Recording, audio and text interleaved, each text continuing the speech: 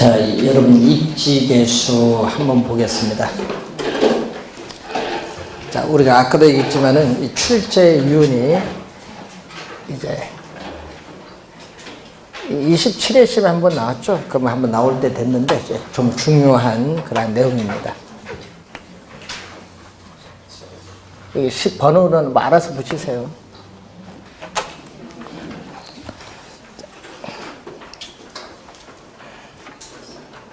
자, 우선은 입지계수인데 어떤 지역의 특정 산업이 전국의 동일한 산업에 대해서 어느 정도 특화, 전문화라고 하죠. 특화되는가를 측정하는 우리가 변수를 입지계수라고 합니다. 자, 입지계수 또는 입지상이라고 하는데 LQ라고 표현하죠. 자, LQ인데 이것은 분모는요. 전국으로 들어갑니다. 자, 분모는 전국, 분자는 특정 지역, Z 지역이죠. 예를 들면은, 자, 그래서 분자는 지역이고 분모는 뭐다? 전국, 전국.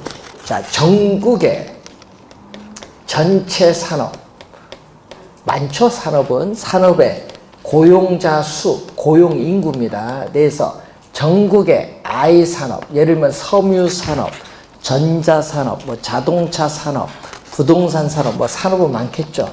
이 I 산업의 고용자 수가 차지하는 비율. 자, Z지역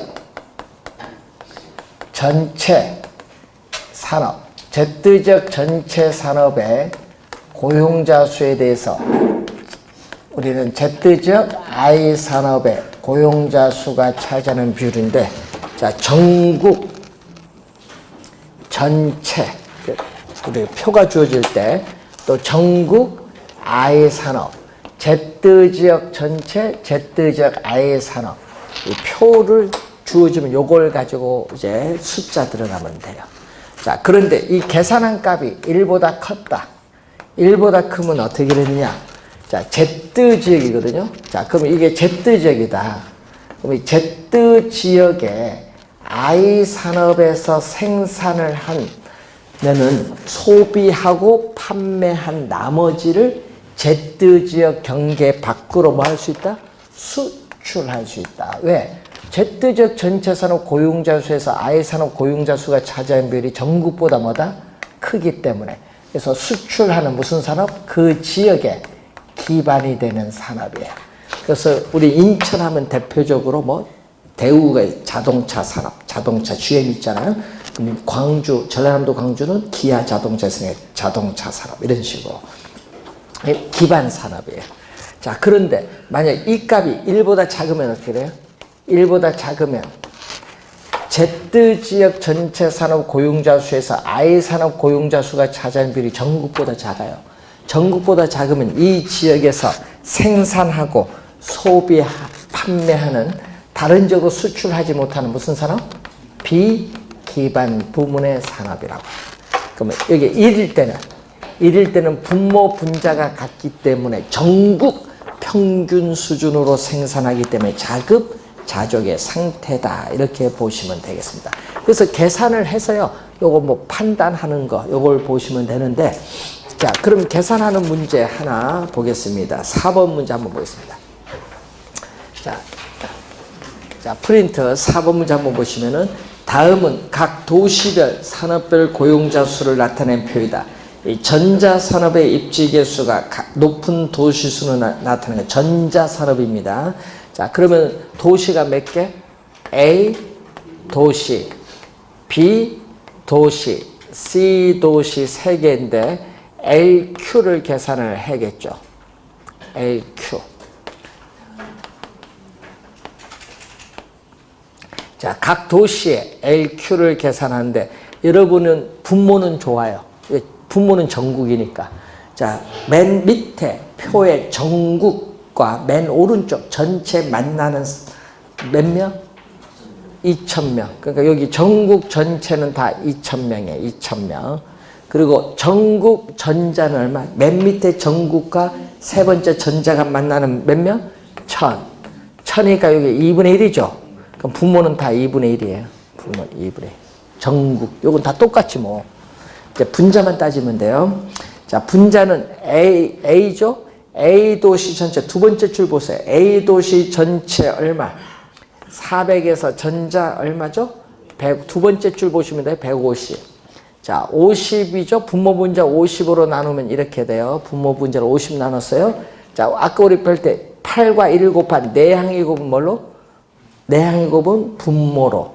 2와 3을 곱한 외항의 곱은 분자로. 4분의 3은 0.75. 자, B로 갑니다. 세 번째 줄 갑니다. B 전체 얼마?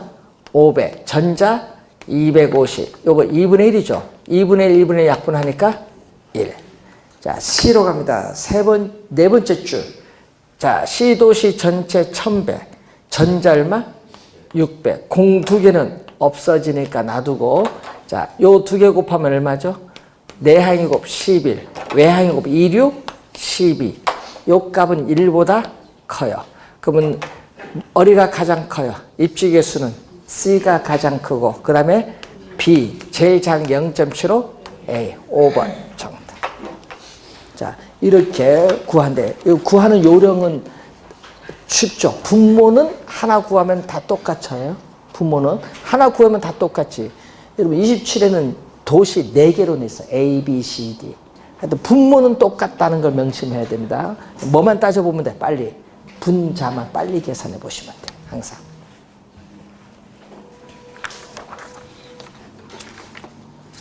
자, 여러분 교재 115페이지 도시 내부 구조. 여러분 작년 시험이 진짜 쉬웠죠. 답 5초도 안 걸렸죠. 네. 자, 우선은 도시 내부 구조 이론, 성장 이론인데, 자, 여러분이 우리가 나중에 배우겠지만은 최초의 농업 입지 이론이 나와요. 누구한테서? 튀넨이라는 사람이 있어요. 튀넨은 고립국 이론이 나오는데, 튀넨은 이 고립국 이론에서 이 중심진 시장에서 거리가 멀어짐에 따라 이 경작 재배되는 작물을 6가지로 크게 나누어요. 그럼 그 6가지 작물마다 지대가 다 달라요. 그 지대를 우리는 6가지 지대가 나오는데, 6가지 경작 재배되는 작물에 우리가 지대 모형이, 그 모양이 꼭 동심원을 띠고 있는 거야. 그래서 6가지 형태의 이 동심원 지대 모형이 나타나는데, 이 동심원 지대 모형을 요걸 응용을 한 거야. 요걸 응용을 해서 어디에 적용한다? 고립국 이론은 최초의 농업 입지 이론을 어디에 적용했다? 도시, 우리는 토지 공간에 적용을 해서 거의 100년이 지난 1925년에 버제스의 동심원 이론이 나타난다. 버제스의 동심원 이론이 나타납니다. 100년 정도 지났는데, 이 버제스라는 학자는 미국 시카고 대학의 도시사회학자입니다. 그러니까 도시사회학자니까 뭐를 대상으로 하죠? 미국의 시카고라는 도시, 이 하나의 도시를 대상으로 실증적으로 분석한 가장 오래된 모형이에요. 실증적으로 분석한 가장 오래된 최초의 모형이 바로 버제스 이론. 또 최초니까 시험에 잘 내죠. 자, 버제스는 거기 보면은 중심 업무 지구를 CBD라고 해요. Central Business District에서 중심 업무 지구 또는 중심 업무 지대라고 하는데, 여기에 핵심입니다. 핵심이 하나. 자, 도시의 핵심이 지금 하나인데, 그 핵심을 봤더니 뭐죠? 정치, 경제, 사회, 문화의 중추적인 역할을 하고 있는 핵심이야. 자, 이 핵심에서 살다가 밀려나요. 밀려나서 우리는 퇴폐, 슬럼 지구를 형성하는 두 번째 동심원이 뭐다? 점이지대. 요거 벌써 2번 출제했었죠. 점이지대는 두 번째 동심원. 꼭 기억해야 돼. 벌써 2번 출제했습니다. 점이지대는 두 번째 동심원. 세 번째는 공장의 저소득 근로자들이 거주하는 저소득 주택지역이 몇 번째? 세 번째. 네 번째는 중상층 이상의 고소득층이 거주하는 고소득 주택지역이 네 번째. 다섯 번째는 교외에 통근자들이 거주하는 통근자 지역인 위성도시죠. 이게 뭐 다섯 번째. 그래서 도시의 핵심으로부터 우리는 동심원상으로 몇 개로? 다섯 개의 지구로 분화되면서 도시가 외연적으로 우리는 확대된다는 이론을 전개시킨 학자가 버제스. 그럼 도심에서 외곽으로 갈수록 지대도 낮아지고 인구 밀도도 낮아지고 도심으로부터의 거리에 따르는 접근성도 낮아지고 질병도 외곽으로 갈수록 적어지고 또 범죄 발생도 점점 외곽으로서 적어지는 이런 형상이 나타나요. 외곽으로 갈수록. 자, 그래서 이 버제스는 도시의 공간 구조를 도시의 공간 구조가 형성되는 것을 도시 생태학 관점에서 접근합니다. 도시 생태학 관점에서 접근한다. 자, 여러분이 도심의 핵심에 살다가 밀려나서 여기에 들어오는 걸 뭐죠? 들어오는 침입. 그래서 이 도시 생태학적인 용어인데 거주지가 분화. 도심에 살다가 외곽으로 거주지가 뭐한다? 외곽으로 거주지가 분화가 돼요. 그래서 이 도시의 공간 구조 형성이 뭐와 더불어서 거주지가 분화되는 형상, 거주지가 분화되는 형상과 이제 더불어서 거주지가 이렇게 들어오는 걸 뭐죠? 침입. 침입이고 그 지역의 원주민과 뭐를 하죠? 경쟁을 하고 이 지역이 다른 지역으로 변화하는 천이. 친입, 경쟁, 천이로 나오죠. 이 용어가 무슨 용어? 생태학적인 용어야. 친입, 경쟁, 천이 등의 과정으로 우리는 설명하고 있는 이론이 바로 누구? 버제스의 이론입니다. 버제스. 생태학적 관점에서 접근합니다.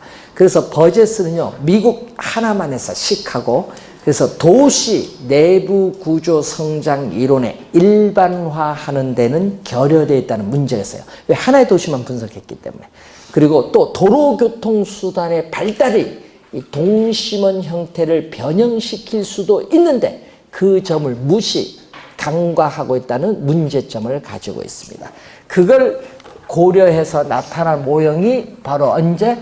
우린 1939년에 나타나죠. 그래서 이때는 시카고 하나만 아니라 미국의 몇 개? 142개 도시에 상세한 주택 임대 자료를 수집을 해서 분석을 하죠. 그래서 동심원을 번영한 모형이 나와요. 자, 원을 우리가 변형한 형태의 모형이 나오죠. 누구죠? 호이트. 호이트의 선형 이론. 자, 여러분, 우리 박스 주어졌거든요. 우리 박스, 네모난 박스 주어져서 누구 이론이냐? 그럼 이런 거 잘 내거든요. 19회 시험은 동심원 이론을 처음 냈고, 23회 시험은 또 호이트, 또 박스를 주어지고 누구 이론이냐? 호이트. 그 박스 안에 호이트 이름도 있어. 그럼 여러분 뭐만 찾으면 돼? 답. 박스 안에 호이트가 있어. 그럼 답은? 선형 이론. 그건 너무 쉬워서 또 다른 데 갑니다. 23회 정답 호이트가 박스 안에 있었거든요. 호이트가 주장하는 뭐 답은 선형이지. 작년은요, 또 박스 안에 누구 나온지 알았어요? 해리스 울만이 떴어. 그럼 답은? 다 핵심이에요. 그런 식으로. 작년에 그렇게 냈어. 그래서 잘 요거 연결시켜야 돼요. 호이트 선형이론, 버제스 동심원이론. 자, 우선은 변형했잖아요. 이 원을 변형했거든요. 원을. 이게 중심 업무지구 또 핵심이야. 요 두 이론은요, 핵심이 하나입니다. 핵심이 하나인 단핵. 핵심이 하나인 단핵 도시예요. 근데 여기서 도시의 핵심은 요 하나인데 이 교통의 축을 따라서 이렇게 도심에서 방사되는데 이 모양이 꼭 무슨 모양? 이렇게 부채꼴 모양을 이렇게 뜨는 게 부채꼴 모양. 예, 부채꼴 모양을 이렇게 띄고 있다 이 얘기죠. 자, 그래서 이 동질적인 토지용이 이 도심에서 시작이 되는데 그 시작이 뭐를 따라서 교통망, 교통 노선을 축으로 해서 교통 노선을 축으로 한다는 것은 교통망.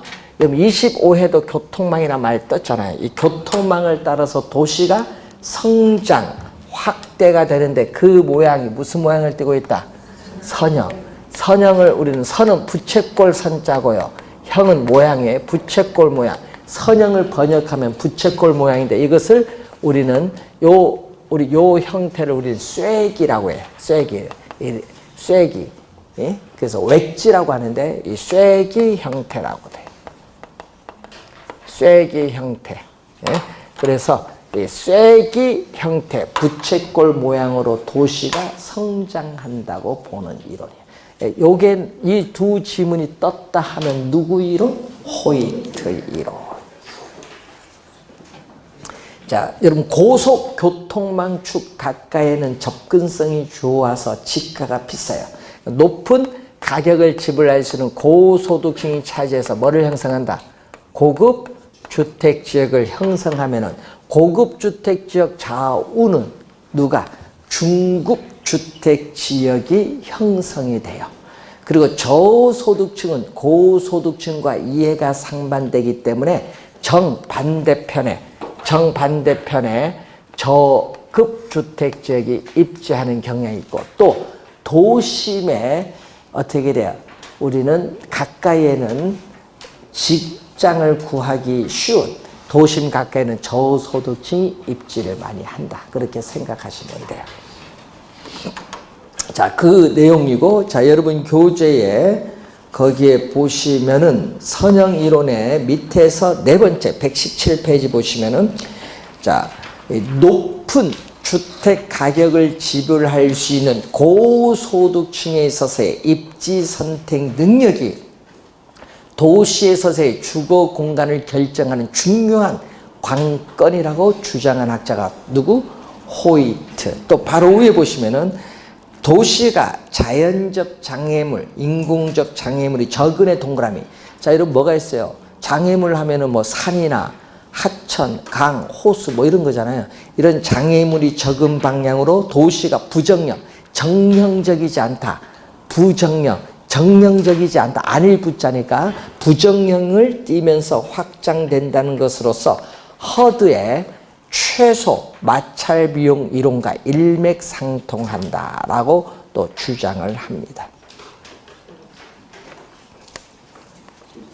자, 118페이지의 비판을 보면은 주거지의 입지 결정과 이 변화를 설명함에 있어서 우리는 고소득층에 우리는 고급 주택 지역을 지나치게 강조한 이론에 뭐다? 불과하다는 그러한 우리의 비판 한계를 받고 있다. 이렇게 보시면 되겠습니다.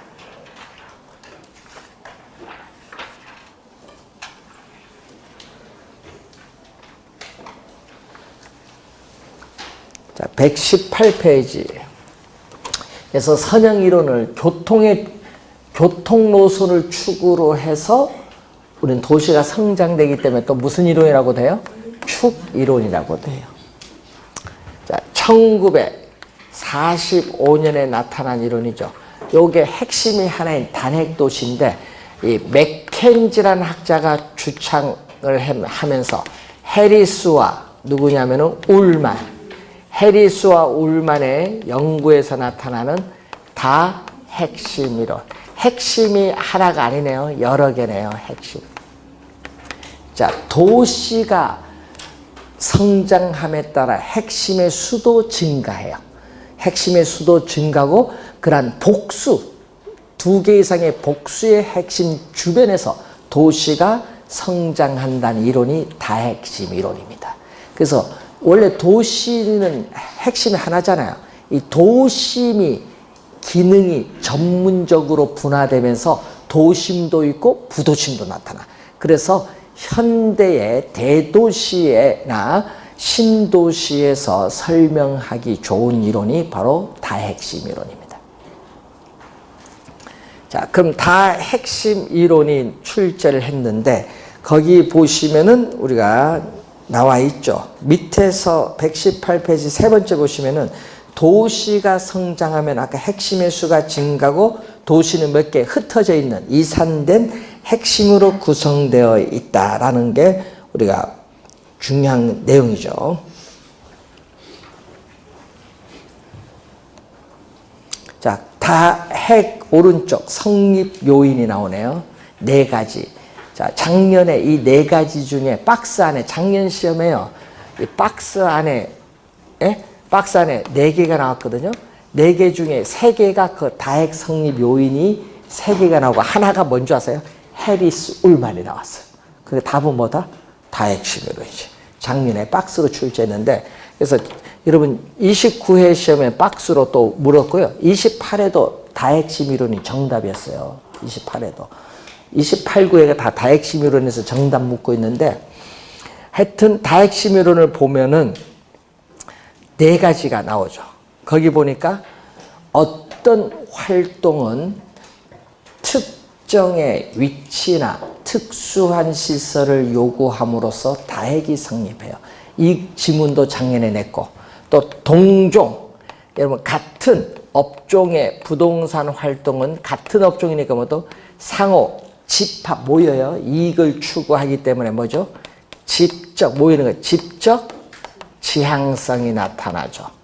그리고 이종, 서로 다른 업종의 활동은 이해가 상반되기 때문에 같은 지역 내에 입지하기 어렵다. 예? 그래서 입지적으로 양립하기 어렵다. 예? 그리고 네 번째, 작년 시험은요, 요 세 가지를 출제했어요. 박스 안에.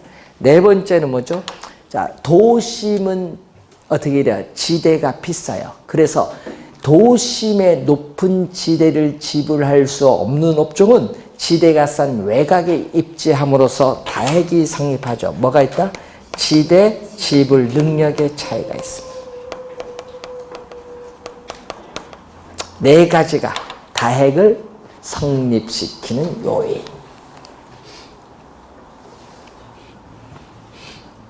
출제위원 교재는 요 세 가지밖에 없다. 그래서 계속 요 세 가지만 출제를 하고 있다. 여러분, 우리가 나중에 시험 보면 요거 말고 막 여러 개가 막 나오는데 그까지는 할 필요가 없습니다. 자, 프린트 문제 한번 보겠습니다. 5번 문제. 도시 공간 구조 이론에 관한 설명으로 틀린 것은 동심원 이론에 따르면은 저소득층일수록, 자, 밑줄 그을까요? 고용기회가 적은 부도심과 접근성이 양호하지 않은 지역의 밑줄. 그건 밑줄 근데 여러분 부도심이 나오면 안 돼요. 핵심이 하나밖에 없잖아요. 도심, 부도심 나온 건 다 핵심 이론이에요.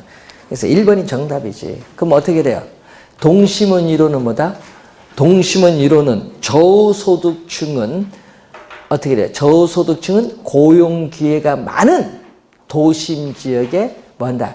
주거를 성정하는 경향이 있겠죠. 1번 정답. 2번 선형 이론에 의하면은 고소득층의 주거지는 주요 교통노선을 축을 한다. 여러분 교통노선 축, 교통망이 나오죠? 축으로 해서 접근성이 양호한 지역에 입지하는 경향 맞는 지문. 동심원 이론에 의하면 이 두 번째 점이지대는 뭐보다 고소득층 주거지역보다 어디 도심에 더 가깝게 위치한다. 맞고요.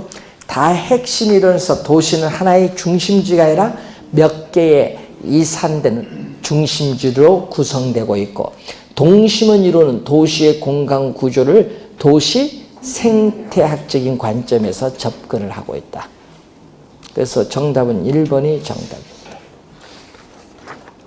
자, 이런 문제 시험에 나오면 틀리면 안 됩니다. 작년은 쉽게 나왔고요.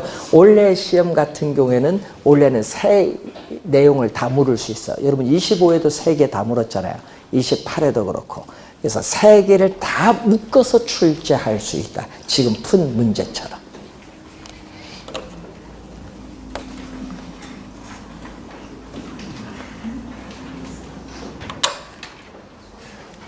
자, 또 여기서 출제를 하는데 지대 이론인데 작년 시험에 출제 학자 몇 명 나왔겠어요? 5명. 자, 또 학자입니다. 학자. 지대는 뭐예요? 토지를 빌려서 이용하면 그 대가를 지불해야 돼. 이게 지대입니다. 자, 이 지대인데, 자, 그 지대 이론을 보면은 고전학파 1776년에서 약 1870년, 거의 100년간의 이 시대를 고전학파의 시대라고 해요. 자, 이 고전학파에서는 토지, 자본을 우리는 구별합니다. 고전학파에서는 토지를 자본과 구별을 하게 돼요. 그러면 왜 그러냐? 토지는 인간의 인공적인 힘이 가미되지 않은 자연적으로 주어져 있는 물건이다. 자, 여러분 우리 많이 배웠어요. 토지는 자연적으로 주어져 있는 물건이기 때문에 토지는 사용하여도 우리는 소모가 되지 않습니다. 그렇지만은 자본은 인간의 뭐가? 자본은 인간의 인공적인 힘이 가미가 되었어요. 그래서 인간에 의해서 생산된 재화인 기계, 이게 자본이에요. 그럼 기계는 사용에 따라 뭐가 돼요? 소모가 되죠. 그래서 토지를 자본과 고전학파의 학자들은 구별한다 이 말입니다. 그래서 이 토지, 자본, 노동을 투입을 해서 우리는 생산한 총 생산물에서 뭐를 뺀다? 총 생산물에서 자본에 대한 대가, 노동에 대한 대가를 지불하고 남은, 여러분 자본에 대한 대가, 노동에 대한 대가를 지불하고 남은 잉여, 남은 잉여를 뭐라고 본다? 토지. 토지를 이용한 대가로서 뭐를? 지대로 준대. 이 잉여가 무슨 성격을 가지고 있다? 잉여가 지대의 성격을 가지고 있다. 잉여, 지대는 잉여의 성격을 가지는데 왜? 자본, 노동을 지불하고 남은 잉여니까. 그런데 잉여의 성격인데 토지는 자연적으로 주어져 있는 물건이에요. 예? 자연적으로 주어져 있는 물건이에요. 불로는 뭐죠? 인간의 노력에 의하지 않는다. 왜? 자연적으로 주어져 있으니까 토지는 인간의 노력에 의하지 않은 소득이야. 왜? 자연물인 토지 주는 거니까 인간의 노력에 의하지 않는 소득. 그래서 지대는 뭘로 간주한다? 불로소득으로 간주하는 거예요. 그래서 고전학파의 경제학자들은 지대는 인간의 노력에 의하지 않은 불로소득으로 간주한다. 그렇기 때문에 불로소득이기 때문에 고전학파의 경제학자들은 소득 분배에 중점을 두는 거예요. 불로소득이니까 소득 분배에 중점을 두고 있고, 지대는 시장에서 우리는 결정되는 생산물 가격에 의해서 결정된다. 지대는 시장에서의 생산물 가격에 의해서 결정된다고 주장하고, 토지가 자연물이기 때문에 토지의 자연적 특성을 강조하는 게 바로 고전학파의 견해입니다. 고전학파. 자, 고전학파인데 여기에다가 신고전학파가 나와요. 신고전학파는 우리 19세기 후반, 예를 들면은 우리가 1890년대인데 이 19세기 후반부터 세계 대공황이 발생하기 전 1929년 이 사이를 신고전학파의 시대입니다. 네? 자, 신고전학파에서는요, 토지와 자본을 구별하지 않는다. 여러분, 고전학파는 이걸 구별했는데 신고전학파는 토지를 자본과 구별하지 않는다. 왜냐? 토지도 생산 과정에 투입되는 생산 요소고, 자본도 생산 요소고, 노동도 생산 요소야. 그러면 토지를 이용한 대가로서 우리는 뭘 준다? 지대를 지불하는데, 지대는 이 토지를 생산 요소로 보잖아요. 그래서 이 토지라는 생산 요소를 우리는 제공한 대가가 바로 뭐다? 지대야. 토지라는 생산 요소에 대한 대가다. 그렇기 때문에 지대는 생산물, 가격에 생산 과정에 투입되니까 비용이지 뭐. 그래서 생산물 가격에 영향을 미치는 뭐다? 비용이에요, 비용. 뭐에 대한 비용? 생산 요소에 대한 비용. 요소 비용이다. 요소 비용. 요소 비용으로 우리가 파악하는 게 신고전학파의 견해. 그래서 여러분 고전학파는 지대는 불로소득이지만은 신고전학파는 요소 비용, 비용으로 본다. 그래서 신고전학파는 토지의 인문적 특성을 강조하고 이 한정된 토지 자원의 효율적인 이용에 중점을 두고 있다. 신고전학파는 자원의 효율적 이용에 중점을 두고 있는 견해를 우리가 보는 내용입니다. 자, 우선 기본적으로 요걸 보는데, 자, 그래서 이 내용인데, 고전학파의 대표적인 우리가 학자가 거기 나오는 누구? 데이비드 리카도. 그 신고전학파의 대표적 학자면은 알프레드 마샬. 데이비드 리카도. 그래서 여러분 리카도는요 작년도 냈지만 재작년도 냈어. 하여튼 시험에 잘 냅니다. 28구에 2년 연속 출제되고요. 27에는 누구 냈어? 마르크스 절대질에서 출제했었죠. 박스로도. 그것도 쉬웠습니다. 하여튼 리카도는 시험에 학자 5명 낼 때는 꼭 내. 대표적 학자니까. 자, 리카도 하면은 뭐를 물어요?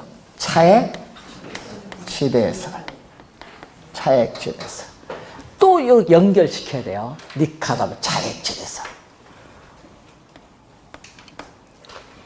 자, 오늘 숙제 상권 분석 모형 학자의 견해 있죠? 학자 있죠? 그 제목만이라도 학자.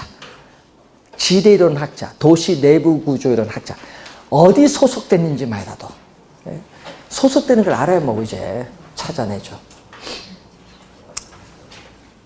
차액 지대설인데 영국입니다. 리카도. 고전학파는 영국에서 발전한 겁니다.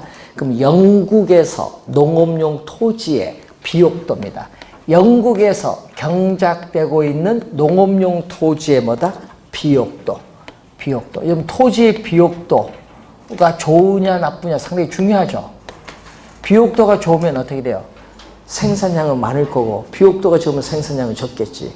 그걸 여러분이 8회 시험은 요걸로 출제했어요.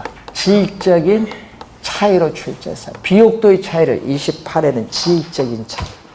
또 말을 바꾸니까 또 많이 틀립니다. 비옥도의 차이다. 그럼 비옥도가 높은 토지냐 비옥도가 낮은 토지냐 상당히 중요한데, 자, 단위 면적은 1제곱미터입니다. 단위 면적 농업용 토지의 수확량이 많으냐 적으냐, 수확량이 많으냐 적으냐, 이것을 뭐죠? 단위 면적당 수확량을 뭐죠? 생산성, 간단히 생산성의 차이를 가져오고, 이러한 생산성의 차이가 결국 뭐를 가져오죠? 지대의 차이를 가져온다. 지대의 차이를 가져온다. 그래서 여러분이 28회 시험은 비옥도의 차이, 질적인 차이가 지대의 차이, 이거 28회 출제했고, 또 비옥도 중요하죠. 작년 시험에는요 비옥도 중요하지 않다 출제인 거예요. 그럼 볼까요? 자, 또 갑니다. 자, 토지의 비옥도가 같다, 동일하면 어떻게 돼요? 토지 비옥도가 동일하다. 그럼 비옥도가 동일하면 생산성도 동일, 지대도 동일한데 실제에는 지대가 동일하지 않고 차이가 있습니다. 이걸 리카도는 설명 못해. 리카도는 토지의 비옥도가 동일하더라도 실제 지대의 차이가 발생하고 있는데 이것을 설명하지 못하고 있어요. 왜 설명 못하느냐? 리카도는 위치 문제를 토지에 서서 위치 문제를 뭐 했기 때문에? 경시했기 때문에 그렇다. 그럼 작년 시험에 뭐 낸 줄 아세요? 작년 시험에 이렇게 됐어. 예? 작년 시험에 니카도는 위치를 중시하고 비옥도를 무시했다. 틀렸죠? 장 그거 주제였어요. 그 기본 개념을 딱 봐야 돼요, 항상. 자, 그리고 니카도는 지대를 발생시키는 원인을 크게 둘로 보거든요. 자, 니카도는 지대를 발생시키는 원인을 크게 보는데, 자, 이 비옥한 토지. 자, 영국에서 이 농업용 토지인데, 이 비옥한 토지가 무한히 존재하는 것이 아니라 한정되어 있어요. 비옥한 토지가 한정되어 있다는 뭐죠? 희소성. 희소성도 많이 이제 들어봤으니까, 이제 용어가. 비옥한 토지가 한정되어 있다는 희소성이 나타나. 자, 희소성이 나타나고, 또, 여러분, 요게 토지야. 자, 이 토지가 주어졌는데, 여기에 한 사람, 두 사람, 세 사람, 네 사람, 계속 사람을 투입을 해요. 경작하기 위해서.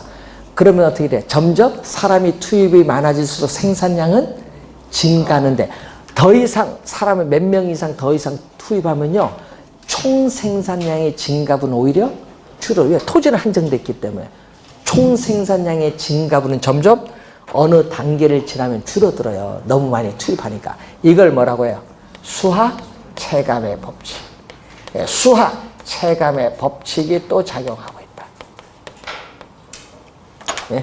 수학 체감의 법칙이 우리는 작용하고 있다는 두 가지를 지대를 발생시키는 대표적 원인으로 보고요. 자, 또 니카도는 지대를 뭘로 본 줄 아세요?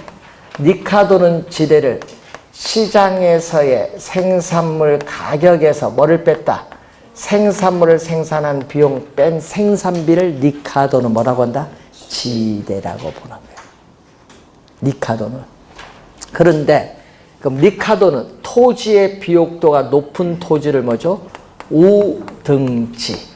토지의 비옥도가 높은 토지가 우등지인데, 비옥도가 높은 토지 생산성과 토지 비옥도가 낮은 토지를 뭐라고 하죠? 열등지에. 토지 비옥도가 낮은 토지를 열등지인데, 열등지 중에 열등지를 뭐라고 하느냐?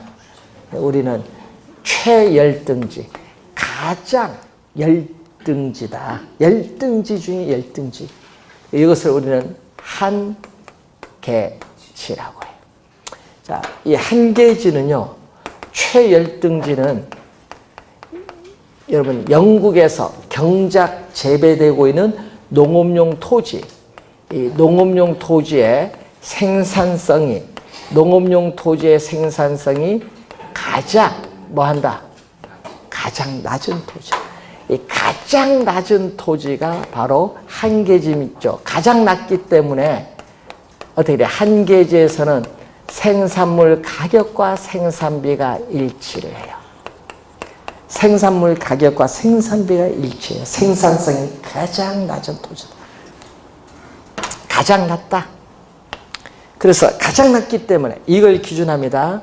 자, 가장 생산성이 가장 낮은 한계지를 기준으로 해서 이보다 더 높은 비옥도를 가진 우등지의 생산성, 요거 가장 낮잖아요. 낮은 걸 기준해서 요 차액만큼 지대로 지불하자. 그래서 나온 용어가 차액지대. 자, 되겠죠? 요 두 개 뺀 게 차액. 그 차액만큼 지대로 지불하자 이 말입니다. 그래서 한계지를 기준으로 하여 이보다 더 높은 비옥도를 가진 우등지에 대한 생산성에 대한 대가를 지대로 지불해야 된다는 이론을 전개시킨 학자가 니카도가 돼요. 니카도에서 또 시험 많이 나온 게 있어요. 뭐 나오냐? 니카도는 한계지에서 생산물 가격과 생산비가 같아요. 같기 때문에 요게 두 개 같아요. 한계지에서 같은 거 빼면 얼마? 제로야. 그래서 니카도는 한계지에서는 지대가 제로 발생하지 않는다. 중요합니다. 니카도는 한계지에서 지대가 발생하지 않는다. 암기를 하더라도 왜 그렇게 됐는지를 알면서 암기하세요. 여기 니카도 이론입니다. 하여튼 니카도는 시험에 진짜 많이 내죠. 자, 또 칼, 막스, 마르크스라고 하죠. 막스, 마르크스. 마르크스는 또 뭐죠? 절대 지대설. 여러분 27에는 이렇게 주어있고 또 박스에 또 딱 이렇게 주어졌죠? 주어지고 누구 이론? 마르크스. 이것도 답 5초 안 걸려. 언제 출제해서 이거는 우리가 7회 출제죠. 여러분 또 19회 시험은요, 또 또 이렇게 박스 주어졌거든요. 박스 주고 누구 이론? 니카로 이론.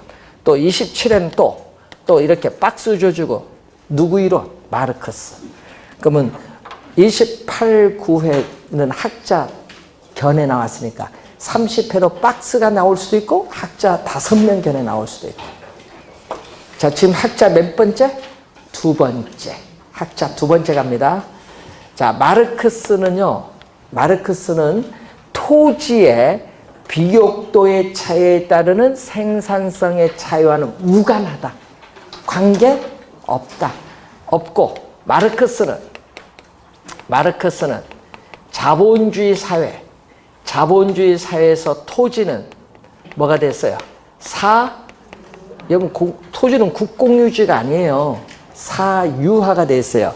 사유화가 되었기 때문에 토지 소유 자체, 사유화가 됐기 때문에 이 토지 소유 자체가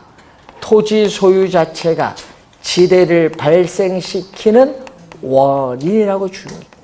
토지 소유 자체가 지대를 발생시키는 원인이다.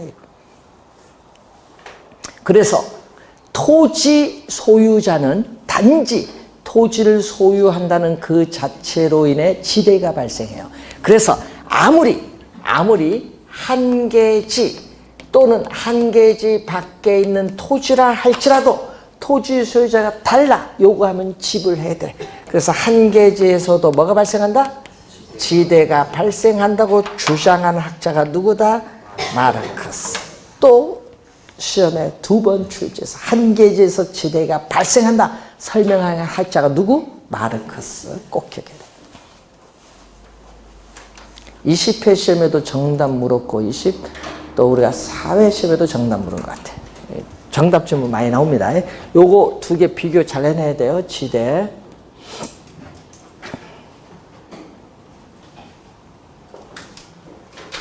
그럼 절대지대는 뭐예요? 그럼 여기 아까 차액지대는 설명했잖아요. 차액지대 설명했고, 절대지대는 토지 소유자가 토지를 독점적으로 소유함으로써 어떻게 해요? 얻는 수입을 뭐라고 해요? 절대지대예요. 자, 프린트 6번 문제 갑니다. 6번 문제 보시면은 지대 및 지가 이론에 관한 기술로 틀린 것은 지대 이론에 관한 논쟁은 지대가 토지로부터 생산된 재화의 가격에 영향을 주는 생산비, 즉 비용인가 비용이 아닌가의 논쟁의 핵심을 두고 있죠. 좀 아까 고전학파는 뭐죠? 지대는 불로소득, 소득으로 보고 신고전학파는 지대는 요소 비용으로 본다. 되겠죠? 자, 1번 맞고 2번 고전학파는 토지를 자본과 구별하지 않았으면 밑줄. 토지를 자본과 구별하지 않았으면 밑줄. 아까 뭐죠? 고전학파는 토지를 자본과 뭐다? 구별합니다. 그래서 틀렸고 뒤에 토지의 자연적 특성을 강조하고 지대를 불로소득 간주했다. 요거는 맞는 지문입니다.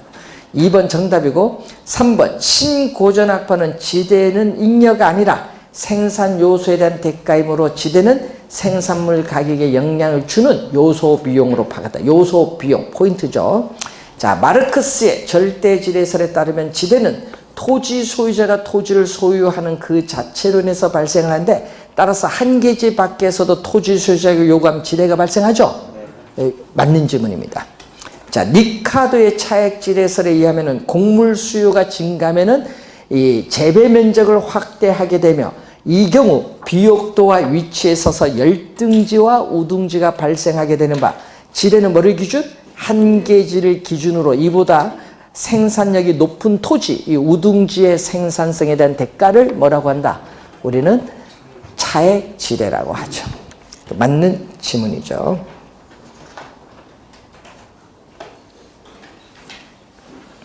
자, 정답은 2번 지문이 정답. 자, 지금 우리 학자 딱 몇 명 했어요? 2명 했습니다. 2명. 그래서 121페이지 오시면은 이제 세 번째 취내내 입지교차 지대설이 나오고 있습니다. 자, 이것은 잠시 쉬고 있습니다.